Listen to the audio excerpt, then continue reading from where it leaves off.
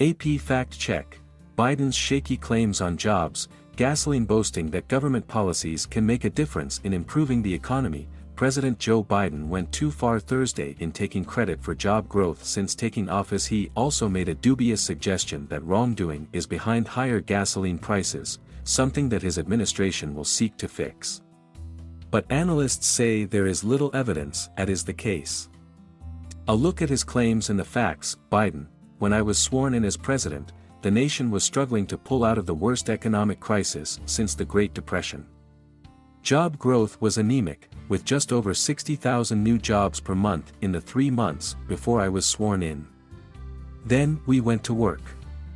We passed the American Rescue Plan back in March. And it worked. It's still working.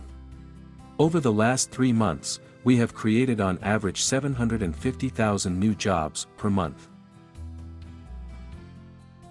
The facts: Biden is taking more credit for his plan than it deserves. The robust hiring since his inauguration largely reflects the reopening of the U.S. economy after a huge winter wave of coronavirus infections started to peak in January.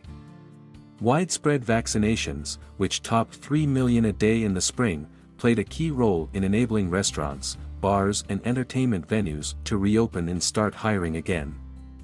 Airplanes filled up, as did hotels. Biden's $1.9 trillion financial rescue package, approved by Congress in March, did play an important role.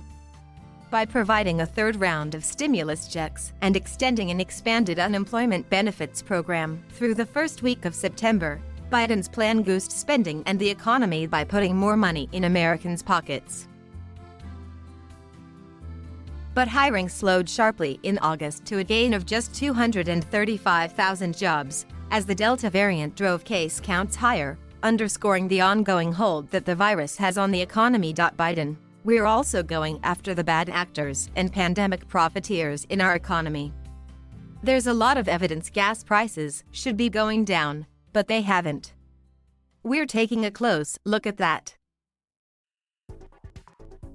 The facts: there actually is little evidence something nefarious is behind the higher gasoline prices, as Biden suggests. Gasoline prices indeed usually fall after Labor Day, after the peak summer driving season.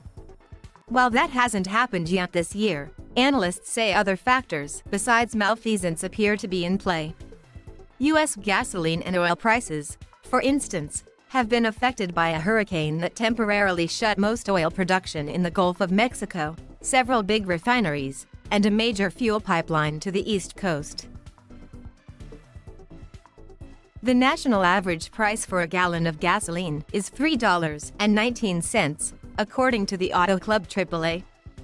That is unchanged from a month ago, though up $1 from this time last year. Gasoline prices usually track oil prices, and the price of benchmark U.S. crude is back close to its early July highs after falling in August.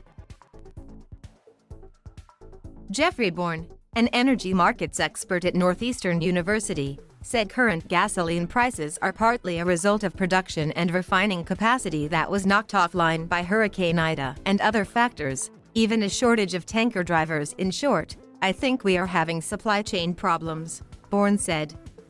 I'm sure Joe wants prices to come down. You and I do, too. I'd also like to be 20 pounds lighter tomorrow. Phil Flynn, an energy analyst at the Price Futures Group and a critic of Biden's energy policy, said prices reflect demand that came back stronger than expected from the pandemic and lower U.S. oil production, compounded by events like the hurricane. I'm not seeing any profiteering or bad actors, Flynn said. Tom Closa, chief analyst for the oil price information service consulting firm, said Hurricane Ida and lingering effects on production and refining are causing summer-like prices to linger for longer, especially east of the Rockies. He predicted that pump prices will soon ease in the West, Southwest, and Rocky Mountain states.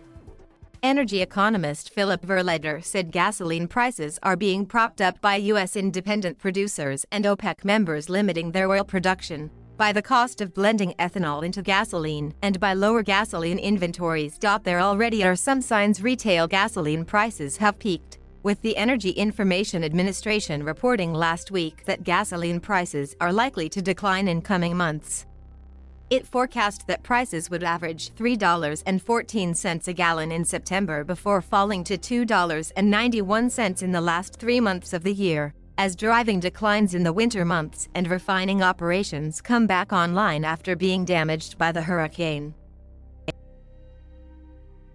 Biden joins a rich tradition of presidents who express frustration with high gasoline prices.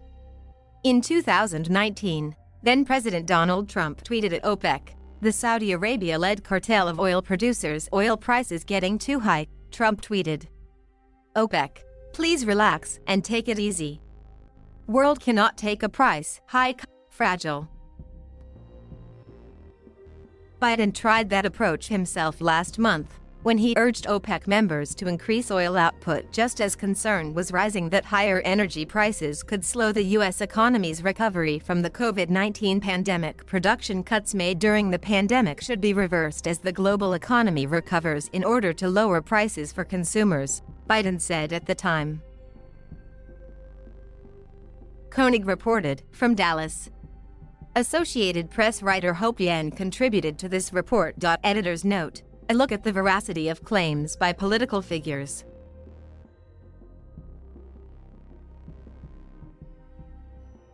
Thank you for watching. Please subscribe